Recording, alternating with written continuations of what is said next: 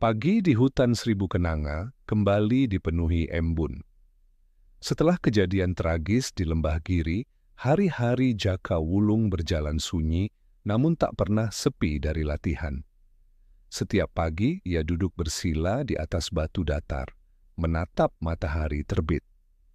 Sinar emasnya menyentuh wajahnya yang bersih, seperti mencium seorang anak yang dikasihi alam. Di belakangnya Dewi Larasati mulai pulih. Tubuhnya yang dulu lemah kini kembali kuat, tapi matanya belum mampu menghapus bayang-bayang malam di lembah kematian. Kadang ia terbangun di tengah malam, menjerit karena mimpi buruk, lalu duduk diam di depan gua memandangi rembulan.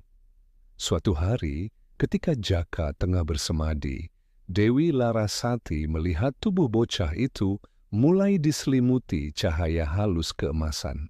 Sinar itu berdenyut lembut mengikuti napasnya, menembus kulit, lalu mengalir ke tanah di sekitarnya. Rumput dan bunga yang layu pun kembali segar. "Jaka," panggil Dewi perlahan. "Sst, jangan ganggu aku dulu, Kakang," jawab bocah itu tanpa membuka mata. Beberapa saat kemudian, sinar itu mereda. Ia membuka matanya. Senyumnya teduh seperti cahaya pagi. "Aku mulai mengerti, Kakang. Selama ini setiap aku berjemur di bawah matahari dan berendam cahaya bulan, ada dua kekuatan yang masuk ke dalam tubuhku. Panas dan sejuk, api dan embun, laki-laki dan perempuan. Keduanya bertemu di dadaku dan menimbulkan getaran halus." "Apa itu artinya engkau sudah menemukan ilmu barumu?" tanya Dewi Larasati heran. Jaka mengangguk. "Ilmu ini disebut Aji Suryaningrat, warisan alam untuk mereka yang hidup selaras dengannya. Tenaga ini bukan untuk menyerang, tapi untuk menyeimbangkan. Dengan tenaga ini, aku bisa merasakan arus kehidupan di sekitar, napas angin, denyut tanah, bahkan getaran niat jahat yang mendekat." Dewi Larasati menatap bocah itu takjub. "Engkau seperti matahari kecil, Jaka. Tapi apa engkau tak takut kekuatan itu menarik perhatian orang-orang jahat?" Jaka tersenyum samar. "Takut tidak membuat seseorang selamat.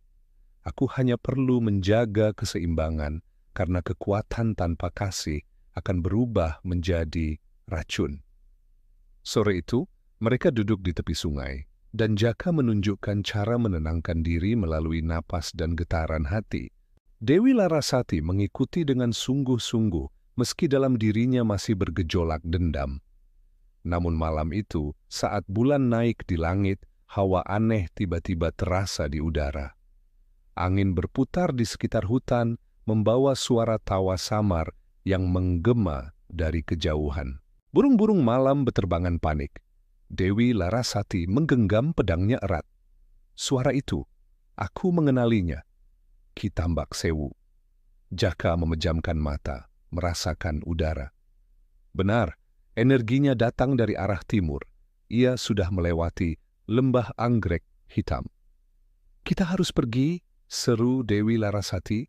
Namun Jaka tetap duduk tenang. "Tidak, Kakang, lari bukan jalanku. Aku sudah berhutang nyawa pada alam ini. Bila iblis datang, biarlah aku yang menahannya." Dewi Larasati menatap bocah itu dengan mata yang bergetar antara kagum dan takut. "Tapi kau hanya anak kecil." "Tubuhku kecil, tapi jiwaku telah hidup dalam cahaya matahari dan bulan," jawab Jaka lembut. "Aku tidak mencari pertarungan, tapi bila harus terjadi, biarlah alam yang menuntun." Malam itu, mereka berjaga di depan gua.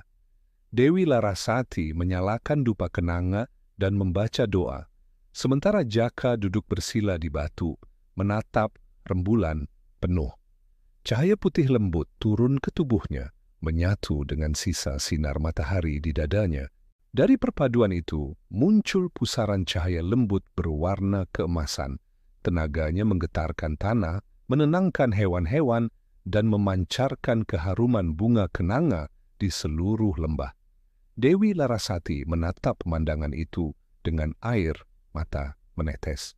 "Kalau saja semua manusia seperti engkau, Jaka, dunia takkan mengenal dendam dan kekejaman. Mungkin karena itulah alam melahirkan kita berbeda, jawab Jaka pelan. Ada yang diciptakan untuk menahan badai, ada pula yang harus menjadi badai itu sendiri. Dan malam itu, di bawah cahaya bulan yang penuh dan sunyi, dua jiwa yang terluka duduk berdampingan. Satu memancarkan cahaya suci, satu menyimpan bara dendam, menunggu datangnya gelombang gelap yang akan menguji iman dan kekuatan mereka.